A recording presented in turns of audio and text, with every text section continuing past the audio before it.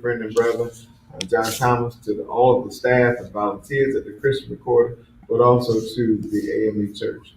The Christian Recorder is a very pivotal component of infrastructure to the church, and you all are so fantastic in your support. As always, please do not forget to let us know where you're from, who your bishop is, who your pastor is, and if anything else is on your mind you hope that I will ask during the course of my dialogues at any point in time, please drop that in the chat. I always enjoy and appreciate hearing from so many of you listening from around the world. This morning, I am blessed and highly favored to have what I would call homegirl in the hot seat. I have Supervisor Richardson, Supervisor Connie Richardson, who is from the 11th Episcopal District, who is our host supervisor for our 51st quadrennial session. As most of you know, she is the better half to our senior bishop, Bishop Richardson. And let me just tell you how dynamic she is outside of being a faithful Christian servant. She's a graduate of Tuskegee University, a graduate of the Medical College of Georgia, did some post work at the University of Florida. She has more certifications in healthcare and nursing that I would spend 3 weeks of revival telling you all about. She's been honored with an honorary doctorate degree, has served on many, many boards, and has just been a true servant for the people and for the kingdom. She's a wife, she's a mother, and she is certainly a friend and a big supporter of her husband. Supervisor, I'm so honored to have you with me this morning. Thank you, and welcome to Orlando, and I'm delighted to be here to share whatever you ask. Whatever that says the Lord. Whatever that says. You know, I said to Bishop Byfield when we were chatting the other day, what you may not know is we're in Orlando, Florida, and my middle name is Orlando. So it's Antoine Orlando Seaway. So you're where you should be right now. Home is where the heart is. And when I'm with you, I know everything is going to be all right. Well, it's so interesting. I like the way you dress. Let me just say that. Thank you. And I almost wore a jacket. That's the exact color of your jacket today. We would have been twinning, but we still match. But I'm really pleased to be here. Yeah, it's truly an honor. Supervisor, I flirted with some of the things about you in my introduction, but for those who are watching from around the world who may not have had an up close and personal chance to get to know you, tell me a little bit more about you. Well, I'm the second of 3 daughters to my parents. I grew up in a small place called Mariana in Florida. It's about 70 miles from Tallahassee. Had a wonderful growing up experience. Of course, during those days, school was from 1st grade to 12th grade. You know, grade school, what we call it. You stayed on one campus for the entire time. But I had a wonderful growing up experience, and after graduating from my high school, moved on to Tuskegee, and again, that was a wonderful experience. The HBCU experience is just extraordinary. And of course, I'll just put a plug in that we should consider, I would hope our young people would consider going to an HBCU, at least for part of your experience. We have a daughter who graduated from my husband's alma mater, the Florida A&M University. But I then moved from Tuskegee to Atlanta, where I met my husband. My first job out of school, upon passing the nursing examination, was at Crawford Long Hospital in Atlanta. And my husband was a freshman at the seminary, and we met and fell in love quickly, to tell the truth, and we were married in 1970. And so that's 51 years ago. So you found your Georgia peach in Georgia. I did. I would think that he found his Georgia peach in Georgia. I've spent more than 35 years as a college professor teaching nursing um, at various institutions, and just had a fulfilling career. Retired early in order to be with my husband, and it's the the time following my career has been beneficial, and I hope I've been helpful to people along the way. You've had an opportunity to support your husband, and he has made his way around the Episcopal districts in the AME Church. I have. We started in the 14th district, as a matter of fact. That's West, about 5 or 6 countries in West Africa, and at the time, Liberia was in a civil war. And I was scheduled to go with him that first time, and the State Department said, "Don't travel to West Africa." He did, I did not. But we followed that tenure into South Africa, stationed in Johannesburg. And that was a wonderful. I hear it's one of the prettiest places on earth. I've not seen green when you look out over at the trees, and it's a lot of mountains and curves. I've never seen green like I saw in South Africa. It was just beautiful and a great experience.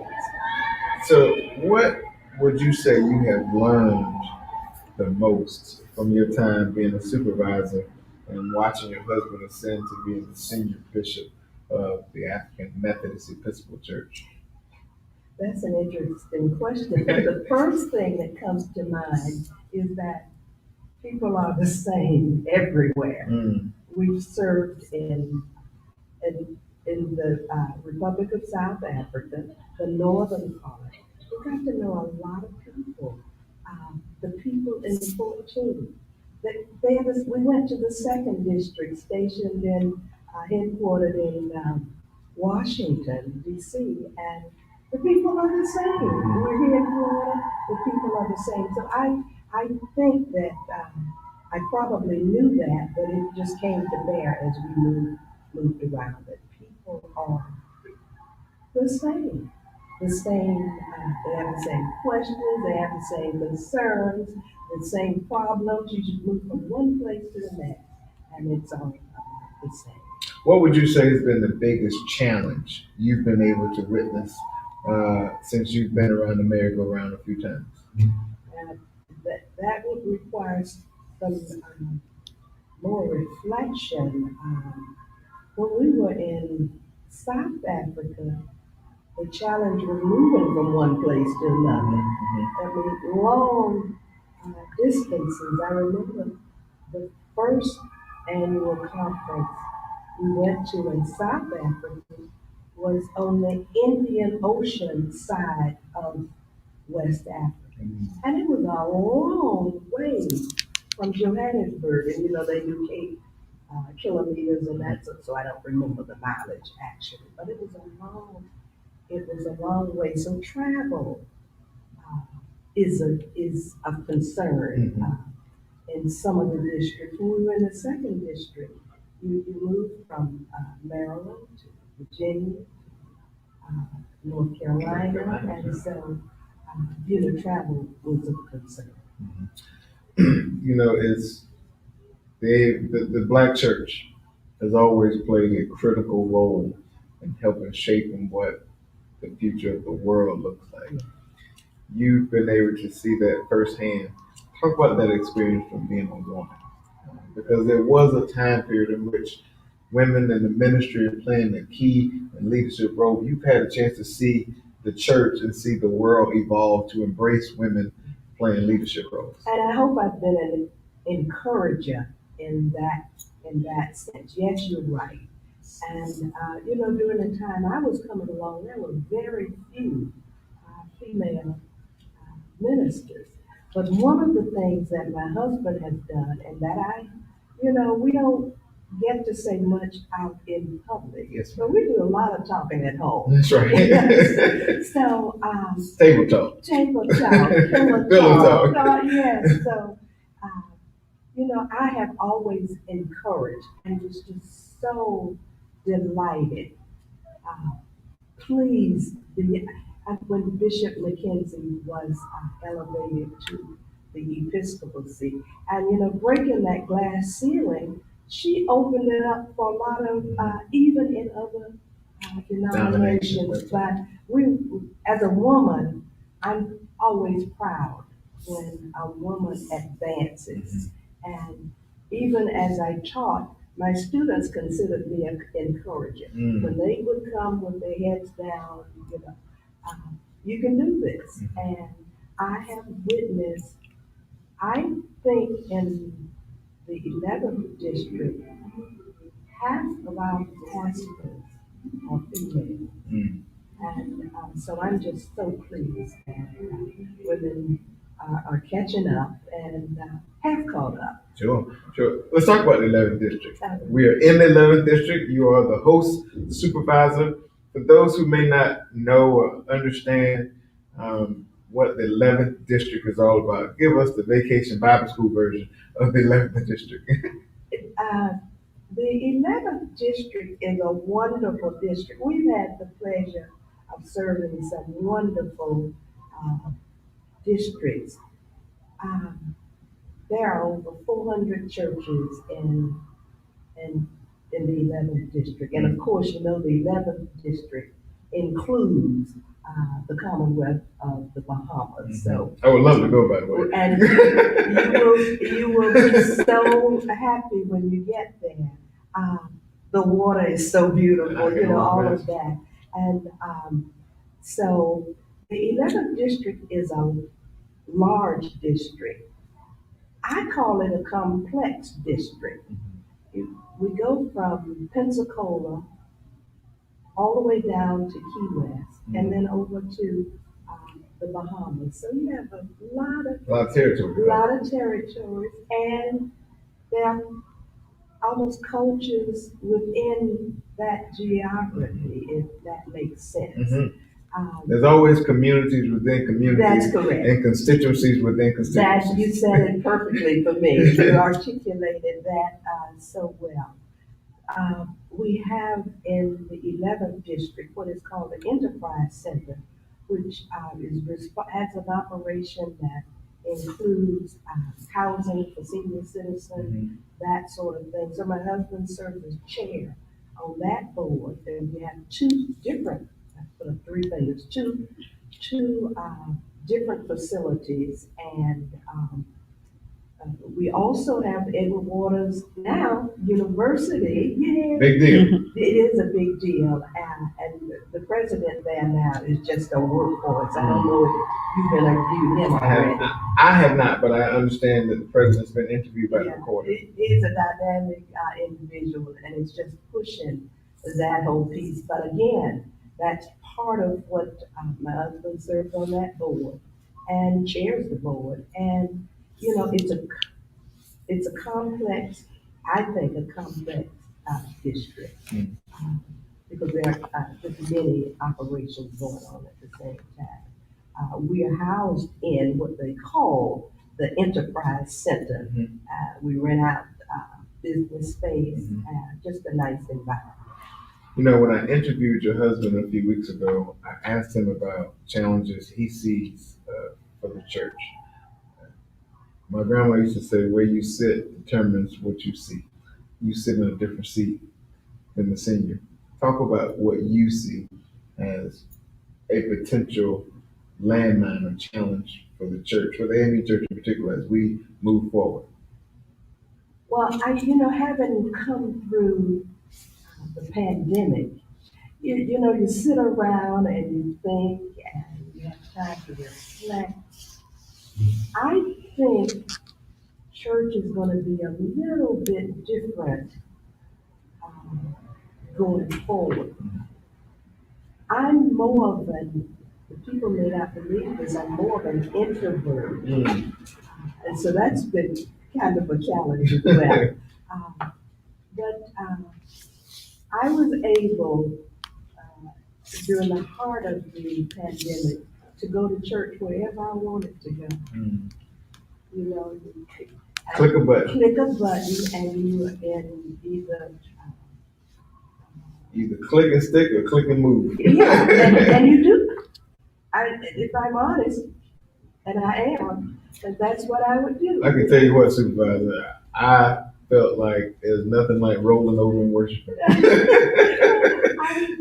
I would get up, and I actually went to 2 or 3 different churches on Sunday morning, but I think we're gonna have to do some Recalibration. recalibrate. That's it. We're gonna have to do some recalibration because some of the churches I would attend, people who were on the line, on Zoom, whatever the platform, were from places far removed from where the church is located. So I'm hoping we can figure out a way for at least that piece To continue. because I think we reach more people. We have seen some people who did quite well with attendance, with finances, even during the pandemic. So I'm waiting to see, how this is going to work out, but I'm hopeful because I hope we learned while we were, who would have thought that Zoom would be the way we would have church? The way to bring the world and the people of God together. Yeah. I always remind people what I learned probably around 6th, 7th grade, that the Chinese symbol for crisis is the same one for opportunity. And so when the world saw a crisis, we couldn't get out and about and all things because of the pandemic. God saw a real opportunity to expand and grow His kingdom and reach people we ordinarily would never reach. Would never come to the pews. But they click a button and worship. And they're there. Yes, and we want to welcome them and figure out a way I hope, carry them along. And I don't know how that personal thing is going to work out, but I would hope in some way that becomes a real relationship. That's a good segue to young people. And yes, I'm 36. I probably, unlike most young people, been fortunate enough to grow up in the AME church. Not everyone has that same experience. How do we grow the AME experience to reach a younger generation of people? Because if you attend most worship services on a Sunday morning across the country, they're not people who look like me or my age. You are the exception. So how from your point of view, how do we change that? How do we be more inclusive to bring young people into the fold, including leadership? Because if you look around, leadership is not reflective of the next generation of churches. Well, it's really interesting. When we served in the 2nd district, my husband coined a word, and it was youth the nation. YOUTH. And so we focused many activities around young people. He reignited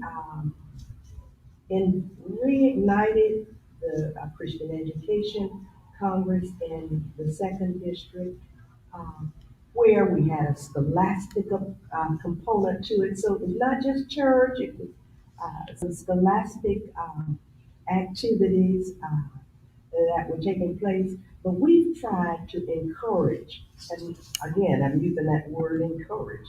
We try to encourage our pastors and those people in leadership to include young people in every aspect of the church, in anything that's going on, including church service, including serving on boards, and listening to, I just love young people. I get, there's an energy about people like you. So we have tried to encourage, not only in the 2nd district, but the 11th district, that young people would Sunday mornings Wednesday night, whatever is going on, and then for them to suggest things that need to happen. So I hope our arms have been open as far as young people are concerned. And we have to bring them along, or else the church dies. Look, we oftentimes we use these words, but we don't always wrap our arms around these words. Diversity and inclusion.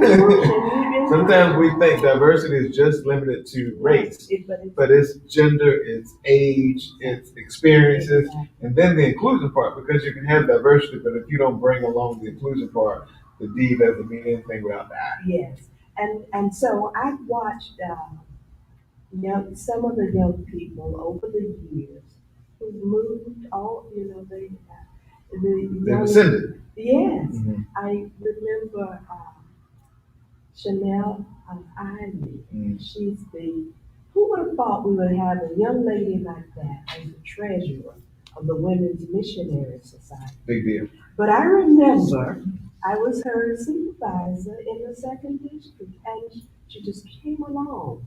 And I could name others, but she popped into my head as you mentioned that, because we certainly want to see young people not wait until they're old to be in leadership. We have to, as people my age, bring the young people along with us. I want to take off your spiritual hat for a second and put on your nursing hat for a second. I caught a little mess, I would say, in the media when I slipped. I didn't slip up and say I meant what I said, but I said when America has a cough, Black America has a flu. This pandemic has had disproportionate impact on communities that look like ours. We're less likely to be tested, less likely to be treated, but more likely to die, more likely to be on the front line in jobs that require us to be at work when others are not. Less likely to have access to affordable quality health care in our communities. From your nursing perspective, give some background color to the seriousness of this pandemic and how important it is for our churches and those who are watching around the world to make sure they're vaccinated. Well, and of course, you just rung my bell, and thank you for this opportunity. Again, let me go back to Tuskegee. I was at Tuskegee, and I didn't realize that experiment, the Tuskegee experiment, lasted until the 70s. It did. So I graduated, here I go telling my age, in 1969. That experiment was still going on, but what I would hope— Quiet as kept. Quiet, that's right. They knew how to treat.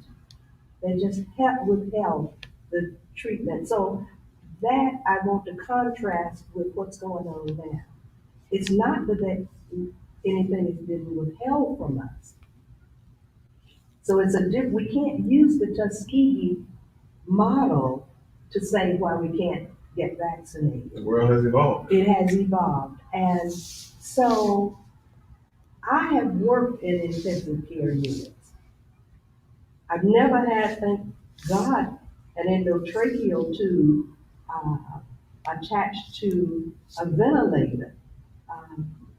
But that's a bad experience to end up with something that is very treatable, to end up in that intensive care unit, and many times our people die. Only 11% of people who end up on the ventilator live after the ventilator. That's correct. I'm glad you have that percentage. I didn't know the percentage, but the number is very small. So our people laugh at us because they said we forecasted this. We didn't, but we've always had a hand washing. We call everything a ministry, right? That's right. So we started this, we have to wash our hands to keep ourselves safe. We can protect washing our hands will prevent lots of things happening through our mouth, our eyes, that sort of thing. So we had a hand washing ministry beginning in the 19th district. We went to the fist bump, and let's stop all the hugging and handshaking. And I can get real graphic, and as a nursing instructor, teacher, I would get very graphic in the as I talked about hand washing and diseases. You, you have so much on your hands. Now you got me all scared. See, you can have so much on your hands that you try. I have seen people cough in their hand and then want to reach out And go dap somebody else. and go shake someone's hand. And so those kinds of things we can do something about. We can pretty much predict that. That's what our experts are telling us. The real people, the epidemiologists, our scientists, tell us that if we take the vaccine, we're not going to die from COVID. Doesn't guarantee we won't get sick, but we won't die. But we won't die. We should not end up in the intensive care unit. And so when we got to Orlando, almost 2 weeks ago now, I looked around, there was another convention, and there's another convention here now as well. But no one had a face mask on. And I looked, I said, now, all of these people are not vaccinated. Oh, no. So I'm predicting that we're gonna have something is gonna happen. We're gonna have Another outbreak. another outbreak. And Florida is not well vaccinated. Florida's a hotbed. Florida The is South, all these states Isn't with it interesting? the states with Republican governors that Donald Trump won in the election are the ones that are hotbeds for COVID-19. What I worry about, Supervisor, is that we're seeing the numbers now that this Delta variant is spreading like a wildfire. It's now the dominant variant. And now we're going to ease into the fall. We had the flu. You have unvaccinated people. You have the Delta variant. I mean, the ecosystem is going to be full of potential to things to go really, really bad. So I would hope and pray that for all of you who are watching around the world, please, ma'am, please, sir, as we said on Thursday Sunday, govern yourselves accordingly and go get your vaccine. And don't get one shot and think that's enough. If you did not take the Johnson & Johnson, go get two. There was a point in time when this pandemic started where the vaccine was not available. That's right. The president has made it available for any and everyone to get it, no matter who you are, your socioeconomic status, where you live, you can get the vaccine. And it's close by. They have it in drugstores And it's free. And it's free. There's no excuse. So that a death that occurs among our people, to me, is just that's very sad. And serving here in Florida, we've seen some death even after the vaccine was available in people who were not vaccinated. We've seen death in leadership, even after the vaccine was available. So they didn't take the vaccine. So please, ladies and gentlemen, brothers and sisters, please become vaccinated.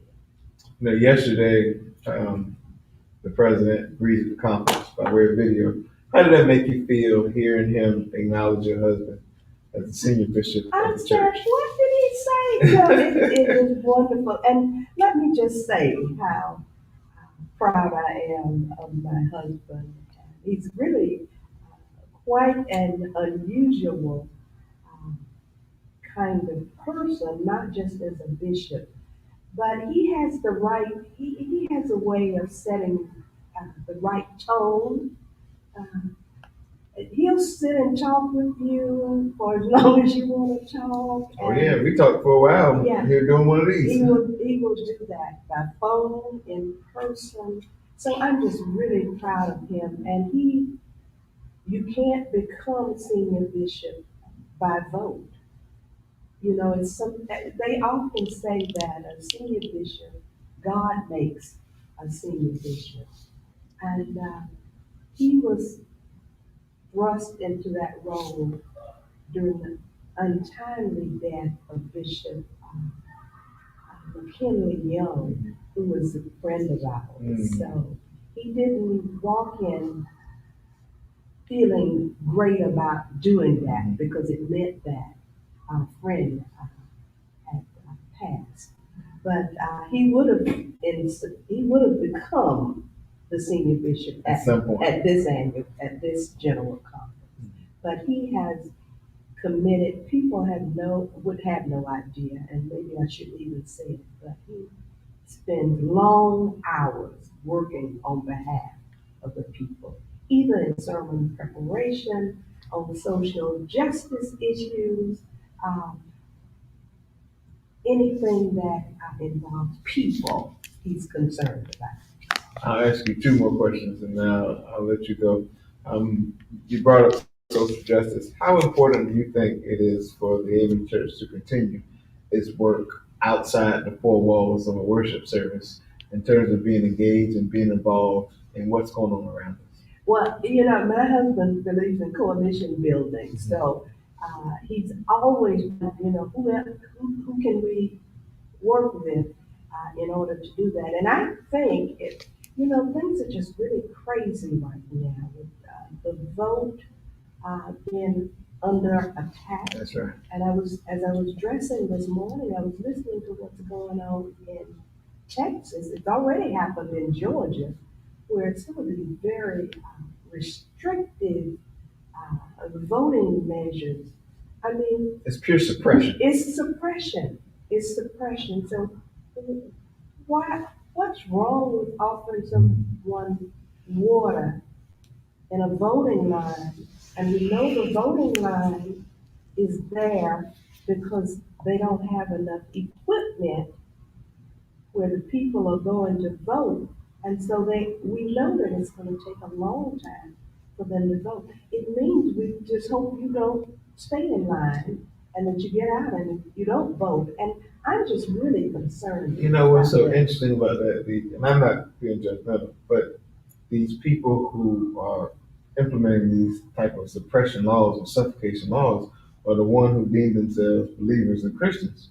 Well, if your brother or sister is in need, Scripture teaches us in Matthew 25 and 40, we're supposed to help our brothers and sisters. And that doesn't necessarily mean you have to help someone who's poor No. or not as privileged as you are. But It even means speaking up. just in general need. If I see you side the road and your car is broken down, you don't have to be poor to relate to Matthew 25 and 40. It just means I stop and help you. Exactly. And a person standing in line all day, waiting to vote, is a person in need. Yeah, I just hope they find a way.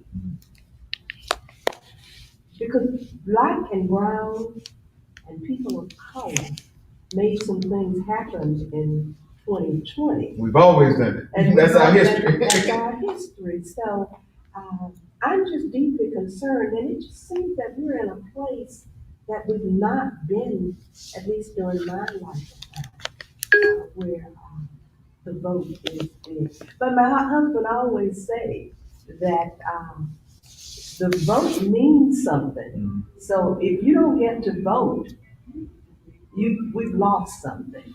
You know, Supervisor, I was so long in my career, and I had to correct myself on election night on CBS where I work.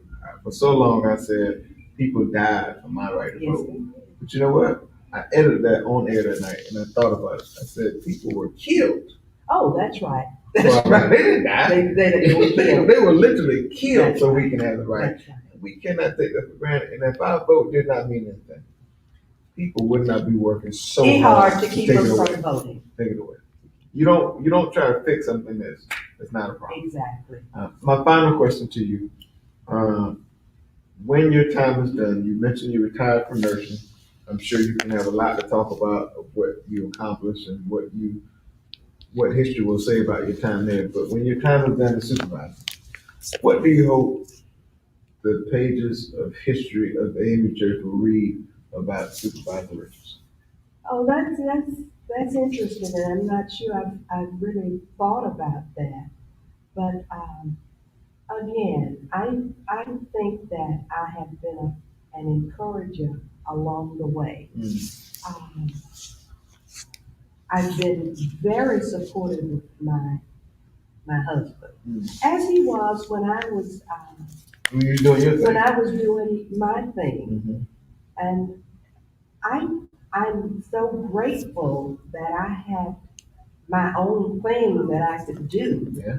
doing part of his ministry. We call it independence. We call it independence, and it's something that my parents, who neither of my parents graduated from high school, but all of their children, the three daughters, all went to college and graduated. So we were raised to be independent, and sometimes I'm overly independent, but I hope that the church will see that I've been supportive of my husband. I've been concerned and tried to do something about things such as the social justice issues that we face, issues that affect women and children, um, domestic violence kinds of situations. So those are the kinds of things that I hope will be remembered about my tenure. But it's been I had a wonderful career in nursing, in education. I've had a wonderful career as a supervisor, and I didn't stick my chest out about that. It was just what happened. It was where God put me for this time. But one of the things I'm very most proud of is that I was a mother, and that my children are doing well. So I hope I will be remembered uh, in that way as well. Well, the work you have done and the work you are doing speaks, has spoken, and will continue to speak for you. I appreciate you, and I want you to know that. Thank you very much. To all of you who've joined us this morning for my first Friday session of Christian Reporter Dialogues, I want to thank you, and I think I'll see you later on today at some point. As always, shout out to my friend and my brother, the editor of the Christian Recorder, John Thomas, the youngest connectional officer, I think, here at the General Conference in modern day history.